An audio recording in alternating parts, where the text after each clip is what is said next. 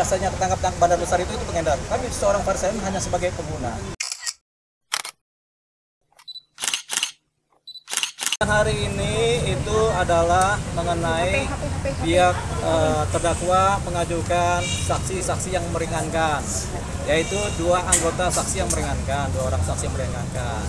Dua-duanya ini adalah teman terdekat dari Faris RM.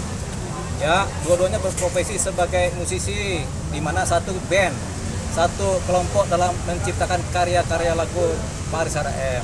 Ya, jadi mereka adalah si A dan si B adalah saksi-saksi meringankan yang mengetahui mengenai sejarah latar belakang seorang Faris RM, mengetahui perilakunya, banyak mengetahui pribadinya, banyak mengetahui cita-citanya, banyak mengetahui karya-karyanya karena mereka bersama-sama membuat karya kan, dan kemudian banyak terlibat dalam konser-konsernya Faris RM. Jadi yang mereka menyampaikan kepribadian seorang Faris RM yang memang baik, pada dasarnya baik, dan memang seorang individu yang ahli dalam menciptakan lagu-lagu yang menarik gitu. Ketika tertangkap 3 kali kan ada waktunya Bang Faris RM ini kan direhabilitasi di Lido. Jadi mereka kemudian lebih detail mengetahui tentang ketergantungan Bang Faris RM ini di wilayah narkotika ini di Lido malah ketika beliau direhabilitasi. Jadi rehabilitasi sendiri berjalan 9 bulan, tapi mereka menjenguk. Dalam posisi menjenguk itu memang ada kabar-kabar bahwasanya rehab itu nggak cuma bisa 1 kali, harus 2 kali, 3 kali, karena itu terkait dengan penyembuhan. Penyembuhan itu ada 1 kali obat, ada 2, 3 kali obat, tergantung orang-orangnya dan tergantung bagaimana penggunaan obat-obatnya kan gitu kan. Jadi tampaknya mereka berpikir dengan rehabilitasi ini Bang Faris RM kemudian sembuh dari ketergantungan narkotika. Persoalannya ternyata masih ada 10% ketergantungan atau kecanduan zat-zat narkotika yang ada di kepala Bang Faris RM, sehingga itu kemudian yang menjadi pemicu dia kemudian tergerak lagi, kecanduan lagi. Jadi dia kecanduan lagi menggunakan narkotika, tapi ini hanya sekali 2 kali kan, dan ini kemudian tertangkap. Nah persoalannya ketika Bang Faris RM tertangkap ini dia sebenarnya adalah pengguna, bukan pengedar. Tapi karena pasal-pasal yang dibikin dia adalah pengedar, ini menjadi persoalan. Kalau Bang Faris RM hanya sebagai pengguna, tentunya kan kebijakan negara itu Bang Faris RM ini harusnya segera direhabilitasi ulang. Tapi karena dicantumkan pasal pengedar, akhirnya ini dibawa ke persidangan untuk dibuktikan apakah dia pengedar atau bukan. Ternyata setelah kita mengikuti persidangan, tidak ditemukan fakta-fakta dan bukti-bukti yang menyatakan seorang Faris RM adalah sebagai pengedar. Memang di saksi-saksi tidak ada, bukti-buktinya juga tidak ada, karena bukti yang ditemukan cuma 0,89 gram sabu-sabu. 0,89 gram itu di bawah 1 gram. Kalau orang mengedarkan itu 50 gram, 100 gram, 1000 gram yang biasanya ketangkap bandar besar itu pengedar. Kami seorang Faris RM hanya sebagai pengguna. Harusnya ini bisa dijadikan landasan, apalagi sudah ada kronologis Bang Faris RM ini adalah memang kecanduan. Harusnya kan setelah ketahuan dia menggunakan, segera pihak penyidik atau penyelidik itu kemudian mengajukan permohonan rehabilitasi terhadap seorang Faris RM supaya rehab kedua.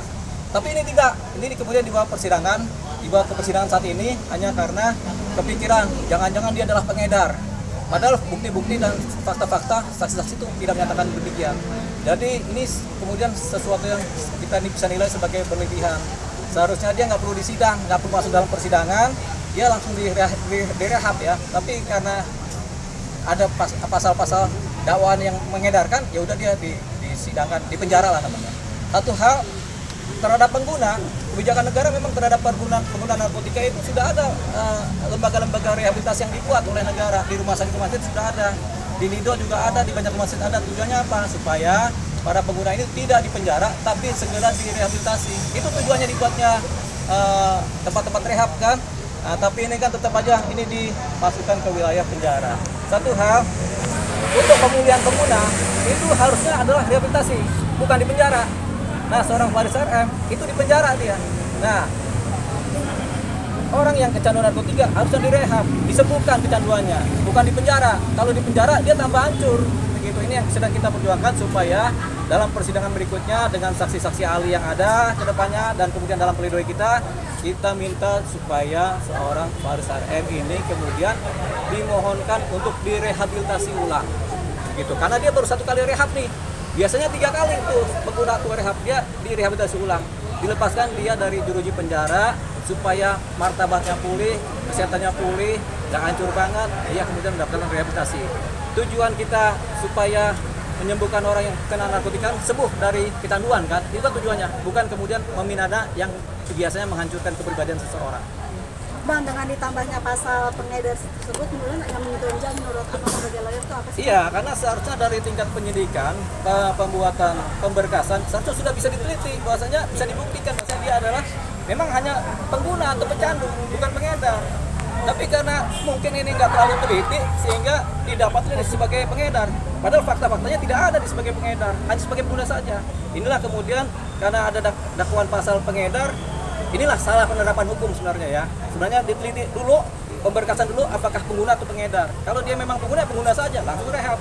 Ini kan di dakwaan dia sebagai pengedar, kan berarti kan ada salah dalam penerapan hukum dalam pengajuan dia, sehingga dia bisa akhirnya dipenjara dan disidang, ditahan. Itu persoalannya. Melihat tadi kesaksian dari meringankan Bang Faris sendiri, berarti seperti apa benar-benar akan meringankan atau seperti apa? Ya tentunya kita tidak melihat itu meringankan banget, kita tidak melihat itu juga memberatkan, tapi yang jelas kita lebih melihat seorang Faris AM ini adalah orang yang kecanduan narkotika. Kita lebih melihat perilaku dia, ya, niat baik dia, kemudian perilaku baik dia yang tampil, apakah dia merugikan orang lain atau tidak, kan begitu. Kan kita lihat itu, kemudian karya-karyanya, jadi lebih kepada nilai-nilai positif yang ada dari seorang Faris AM. Bang, untuk rehabilitas kan tadi niatnya untuk mengajukan ke depannya. Kalau ada kemungkinan nggak sih buat ditolak pengajuan itu? Ya, kita harus mengajukan permohonan rehab melalui pledoi ya. Satu melalui pledoi, kedua juga melalui permohonan kepada majelis untuk rehabilitasi. Karena memang itu yang sedang digalakkan oleh negara kita saat ini, yaitu kebijakan setiap pengguna sekarang tidak disidangkan tapi harus direhab, segera direhab, bukan dipenjara. Itu kan sudah ada tuh dari BNN juga ngomong begitu. Memang begitu. Jadi yang benar itu sekarang itu. Kenapa? Karena tempat-tempat rehabnya sudah ada, lebih bagus dan lebih lengkap dibanding saat juru penjara kan. Begitu. Jadi dua, kalau dimasukkan ke penjara akan hancur, tapi nggak akan ada pemulihan. Tapi kalau dimasukkan ke dalam rehab akan ada pemulihan dari kecanduan.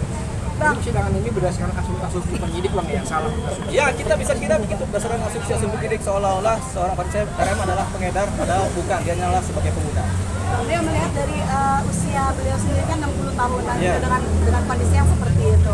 Membela juga Ya, ini akan udah usia 66 tahun ya. Cuman kan kita kan namanya orang kecanduan. Ada di sini yang pernah merokok. Bagaimana rasanya berat menghentikan kecanduan merokok? Itu aja udah berat, merokok aja. Kecanduan terus. Sebelah saya kan perokok nih kan, berat nih kecanduan begitu. Mau berhenti aja susah. Begitu. Sama kayak narkotika itu sama juga. Makanya benar-benar harus dirawat. Begitu. Ini lebih 15 kali lipat beratnya daripada kecanduan nikotin. Begitu. Jadi memang harus dirawat ini. Bukan malah dimasukin penjara. Begitu. Ya.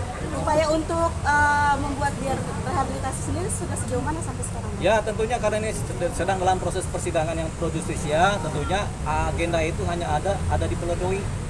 Pada saat pledoi nanti kita akan mengajukan permohonan rehabilitasi setelah mendengarkan saksi-saksi, melihat bukti-bukti dan mendengarkan keterangan ahli yang kemudian menjelaskan secara detail mengenai posisi-posisi hukum pemidanaan atau penyelamatan dari seorang yang kecanduan narkotika. Itulah kemudian kita setelah itu baru kita buat pledoi dan kesimpulan. Pledoi itu kita mintakan supaya ada yang namanya permohonan rehabilitasi terhadap seorang Faris RM. Bang, menegas. Pledoi kapan Bang? Pledoi tentunya setelah ada keterangan saksi ahli, baru tuntutan, baru pledoi. Artinya agenda selanjutnya apa? Agenda selanjutnya adalah keterangan saksi ahli. Nah, baru minggu depannya lagi, setelah itu baru untuk penuntutan. Minggu depannya lagi baru pledoi. Saksi ahli sudah. Saksi ahli dalam ahli pidana mengenai narkotika kan. Yang pertama, yang kedua adalah dokter yang menangani rehabilitasi seorang Faris. Di tanggal berapa? Itu di hari Kamis minggu depan.